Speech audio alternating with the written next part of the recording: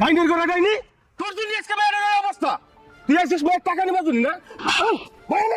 এই ডাইনি 30টা বছর ধরে আমার সংসারটা ধ্বংস হচ্ছে, আজকে এই সময় সংসারটা ধ্বংস হওয়ার জন্য। এই পাখি পাখি এই ঘর থেকে বাইরে হ। সঙ্গে উকিল আর পুলিশ একসাথে নিয়ে আইছি, আজকে তো ডিভোর্স করামো, আজকে এই বেতন শেষ দিমু, তুই বাইরে হ। ওই যে মা আইছে, দেখমু না তোর মুরুদ কেমন। আমার আটকানো যা। চলো, তুমি সংসার না করলে কি আমি জোর করে করামু? জি দারোগা সাহেব বলেন। একটা জায়গায় বসার ব্যবস্থা করেন, আসেন। আচ্ছা, ওই গাছতলায় চলেন। তাহলে আপনারা কি সিদ্ধান্ত নিলেন? সারাসারি কি করাই দিব? ডিভোর্স লেটার কি রেডি করব? এই আপনি তো পাত্রী, আপনি বলেন। না মানে এই মানে কি? এত তো তুই কি লেগে আইছি? আমি যেটা কইছি এটাই না, মানে কি? তুই সাইন করবি না তোর বাপে করবো? উকিল সাহেব আপনি কাজ পাতে রেডি করেন। পাখির মা আর একবার ভাইবে দেখলে হতো না, ছোট একটা বাচ্চা আছে, মেয়েটা সারা জীবনের প্রশ্ন। আরে ওই সারালে মিনিমাম ডিভোর্সের 5 লাখ টাকা পাম। 5 লাখ টাকা একসাথে জীবনে চোখে দেখছিস তুই? উকিল সাহেব আপনি কাগজপত্র রেডি করেন, এখনই ডিভোর্স হইব। আব্বু এখানে কি করো? আমার খিদা লাগছে, ভাত দাও। আম্মু, আব্বু আম্মু কথা বলতেছে, তুমি যাও একটু খেলা করো, পরে রাখো। হ্যাঁ, আপনি তো তার হাজবেন্ড, আপনার মতামত কি আপনি বলেন। শুনুন উকিল সাহেব, কোনো হাজবেন্ডে যায় না তার ওয়াইফটাকে ছেড়ে দেয়, কারণ আমি আমার ওয়াইফকে প্রচন্ড ভালোবাসি। শোনেন, আমার এখন চাকরি নেই, আমি বেকার, তাই বলে কি আমার কখনোই চাকরি হবে না? বাকি তুমি তো বুঝতেছো যে আমাদের ছোট একটা বাচ্চা আছে, আমাদের সাধারণ সংসার, এতদিনের সংসার, আর সংসার তো টুকটাক ঝগড়া হইতেই পারে, বিষয়টা আরেকবার ভাবলে হইতো না? এই পাখি কি বুঝবো? আমি যা কইছি তাই হইব। আমার মেয়েরে তুই এখন ডিভোর্স দিবি, 10 লাখ টাকা কাবিনের, তুই 10 লাখ টাকা এখন দিবি, ডিভোর্স দিবি, আর না দিলে তোর নারী নির্যাতনের মামলা দিমু, ঠিক আছে? মুবারক সাহেব আপনি একটা বিচার করে দেন এখানে। কি 10 লাখ টাকা কাবিন? আচ্ছা দাঁড়ান, আমি একটা সমাধান দিয়ে দিচ্ছি। এই যে 5 লাখ টাকা লাগেন, আর 5 লাখ টাকা না কমাপ দেন, ওনার 5 লাখ টাকা বুঝিয়ে দেন।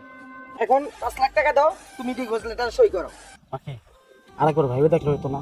একবার বাচ্চাটা কত চিন্তা করো, আজকে ডিভোর্স করে তুমি 5 লাখ টাকা পাবা, কিন্তু এই টাকাটা তুমি কয়দিন চলবা? 1 বছর, 2 বছর, 5 বছর, তারপর তুমি কই যাবা?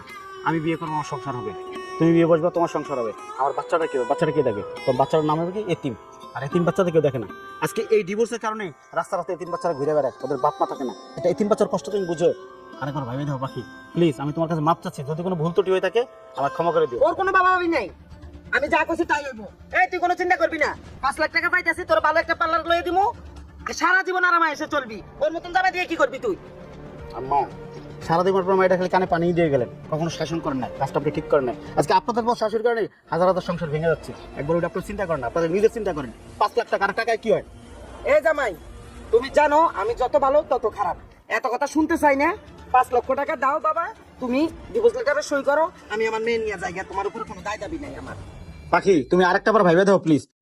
তুমি কি সত্যি সংসার করবে না? ডিভোর্স করবাই? মা যেটা করবে এটাই। ঠিক আছে উকিল সাহেব, যেহেতু আমার ওয়াইফ সংসার করবে না, বাচ্চার কথা একবার কেউ চিন্তা করতেছে না, আমিও তাকে রাখবো না। তাহলে ঠিক আছে, এখনই 5 লাখ টাকা দিয়ে সারি করে দেন। আচ্ছা ঠিক আছে, তাহলে আপনি কাবিনের 5 লক্ষ টাকা পাত্রীকে বুঝিয়ে দেন, আর এখানে একটা সিগনেচার করুন। আমিও দেখবো 5 লাখ টাকা নিয়ে তুমি কতদিন ভালো থাকতে পারো। এই ধরো কাবিনের 1 লাখ, এই ধরো 4 লাখ। উকিল সাহেব দেন, সিগনেচার করে দিই। মা পাখি, তোর ছোট্ট একটা বাচ্চা আছে, তুই এখনো চিন্তা করে দেখ মা। এই কিসে চিন্তা ভাবনা করবো? আমি যা কইছি তাই হইব, ডিভোর্স হইব কইছি হইবই। টাকা পাইছস না, সিগনেচার কর। পাখি, তোর বাপ তোর সাথে আছে, তুই একবার খালি কর যে আমার সংসার তুই করবি, বাকিটা আমি দেখতেছি। এই গোলামের পুত, তুই কি কস? 30 বছরের সাহস বাইরে গেছে, 30 বছর তো এই সাহসটা দেখি নাই, এত সাহস করতে কে গিয়ে? ডাইনির ঘরে ডাইনি তোর জন্য আজকে মেয়ের এই অবস্থা। তুই আসিস মেয়ের টাকা নিবা জন্য না? হয় না? এই ডাইনি 30টা বছর ধরে আমার সংসারটা ধ্বংস হচ্ছে, আজকে এই সময় সংসারটা ধ্বংস হওয়ার জন্য। হ্যাঁ, এত টাকা লাতিন আছে, তুই লাতিনের কথা কখনো ভাবছিস? হ্যাঁ, তুই খালি তোর মেয়েটা দেখছিস আর বস্তার বস্তা টাকা দেখছিস, তাহার লোভ কত? হ্যাঁ ডাইনি, তাহার লোভ এত কে? এই তোর কত টাকা দরকার? তোর টাকার পিছনে আজকে সহায় রাখবো আমি। বাকি তুই খালি কর, যাবো আমি আমার সংসার করবো, বাদ বাকি দেখতেছি। আর তোর মা এই ডাইনি, তুই মেয়ের ডিভোর্স দিবি না? আজকে তোর আমি ডিভোর্স দেবো, ভাইবে দেখ কি করবি। উকিল সাহেব 2টা কাগজ বের করেন, 2টা ডিভোর্স হবে আজকে। তুই মেয়ের ব্যবসা শুরু করছিস না, জায়গায় জায়গায় দিয়ে দিবি, টাকা নিবি, এত টার লোভ কে?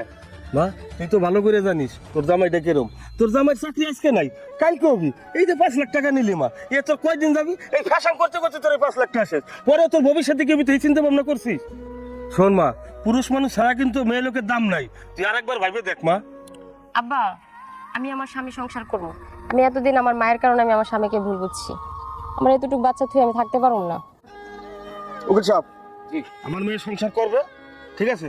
জামার সাথে মেয়ে দিয়ে দেবো, মেয়ের ডিভোর্স ক্যান্সেল, আমার একটা ডিভোর্স রেডি করেন, ওরে আমি ডিভোর্স দেবো, এক্ষুনি ওরে ছেড়ে দেবো আমি। উকিল সাহেব দাঁড়ান দাঁড়ান, দেখো আমার ভুল হয়ে গেছে, তুমি আমার মাফ করে দাও। তুমি আমার ছেড়ে দিলে আমি এই বয়সে কই যাবো তুমি বলো। উকিল সাহেব সব সমাধান তো সমাধান হয়ে গেল, তাহলে চলেন। আরে এই মহিলা, খবরদার নেক্সট টাইম যদি এইসব বিষয় নিয়ে থানায় আসেন, আপনারা কিন্তু থানায় বেরো দিন। উকিল সাহেব চলেন তো। মেয়ের বাপটা ভালো বিদায় সংসারটা টিকে গেছে। আপনাকে ধন্যবাদ যে আপনি সময় মতো প্রতিবাদ করেছেন। চলেন স্যার। পাখি, তোমার অনেক ধন্যবাদ, তুমি সঠিক সময় তোমার ভুলটা বুঝতে পারছো। শোনো পাখি, সংসারে টুকটাক ঝগড়া হয়, তাহলে তো বাপমার কাছে বিচার দিতে হবে। আমি আসি না, সুখে থেকে আমি তো সবসময় তোমার পাশে থাকি। কোনো সমস্যা হলে তুমি আমাকে বলবা, আমার কোনো সমস্যা হলে আমি তোমাকেই বলবো। যদি দুজনের মধ্যে বোঝাপড়া না থাকে সেজন্য তো আমরা করতে পারবো না। আজকে ডাল ভাত খাবা, কালকে মাছ মাংস খাবা, এটাই তো স্বাভাবিক।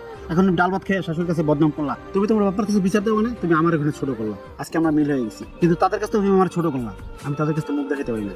আমার সম্মান মানে তো তোমার সম্মান, এই সম্মানটা সবসময় বজায় রাখবা। তুমিও আব্বার সাথে খুব খারাপ ব্যবহার করো, তুমি আব্বার সাথে আর কোনো খারাপ ব্যবহার করো না। আর তুমি যদি আমার আজকে শাসন করতে হয় তাহলে কিন্তু আমি আমার কিন্তু সংসার ছাড়ার এই চিন্তাটা আমি করতাম না, বুঝছো?